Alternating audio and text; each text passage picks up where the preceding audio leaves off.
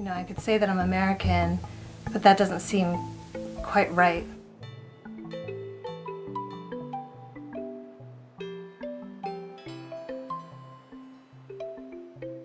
I grew up in Cleveland, Ohio. The place where we live is so close, it's just a foot distance to the water. And I grew up in the Philippines. Dayuhan, they call it dayuhan. In other words, somebody that came that's not from there. I had to always explain to people where the Philippines was.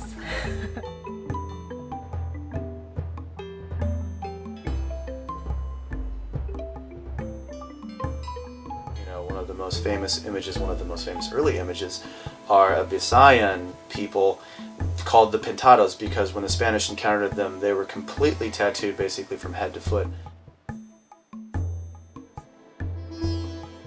There were a lot of damage there, especially in that part where they try to erase the history, like because they were considered like the devil worshippers or whatever, because they worship like, you know, the nature. So they try to erase the whole culture and try to bring them to, like, you know, their version of, I guess, God.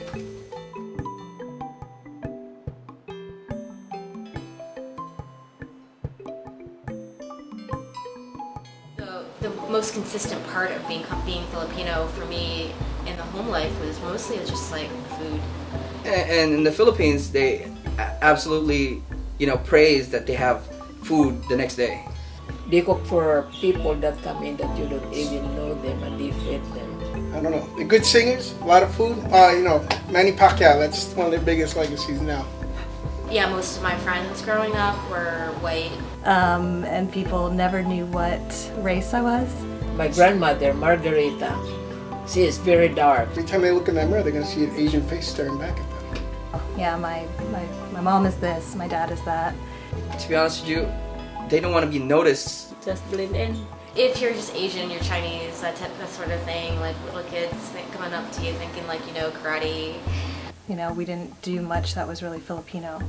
But that kind of hurts in some kind of way, because you know every culture but yours.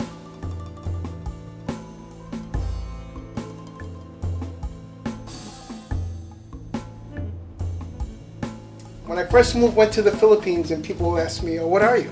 I'm like, well, I'm American. And then after living there for some time and going to high school and everything, now I considered myself more Filipino than I was American. Don't really like hang out specifically with like Filipino people. We just saw those guys like for family parties and like sometimes like, you know, holidays and stuff, like special occasions. Especially the ones that are born here, or even ones that were born there and then grew up here. They like kind of lost that.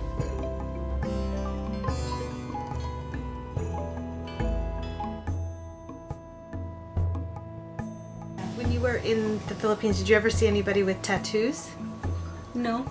Tattooing customs that were once, completely on the verge of disappearing in the Philippines have sort of been revived.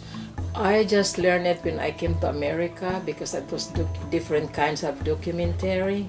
There are some regions in the southern Philippines, especially in Mindanao, where there is a tradition of tribal tattooing that still exists amongst elders, but it's very dangerous to go there. So basically make yourself a kidnapping target, which they're very famous for doing in the last few years. Filipinos get tattooed when they're 13. Those are all sacred rituals that become an adult that way, you know. In fact, I was amazed when I heard about those tattoos that there is out there, that's actually their custom, part of the Filipino custom.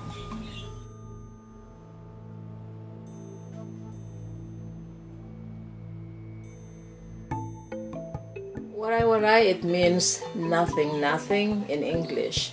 It seems like people are feared about waray-waray. I don't know what it is. Oh, they're a bunch of warriors, dude.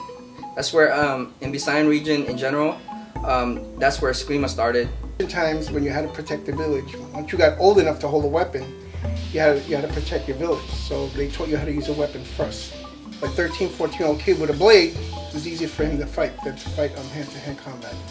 The amount of research they do into these traditions is fascinating to me, and I myself was learning a lot. It's really going to be a spiritual journey on Heather's project, and a rites of passage when she finally gets a meaningful and sacred tattoo that at least will basically explore what place and what family she's from, and You know, how many generations before it stopped tattooing, you know, etc. It's sort of reconnecting to this past, you know, a sense of place, a sense of identity. I miss it. I miss to go back. That's why I said, that's why when every time I say, oh, the blood is going home, I always have that comment when somebody asks me.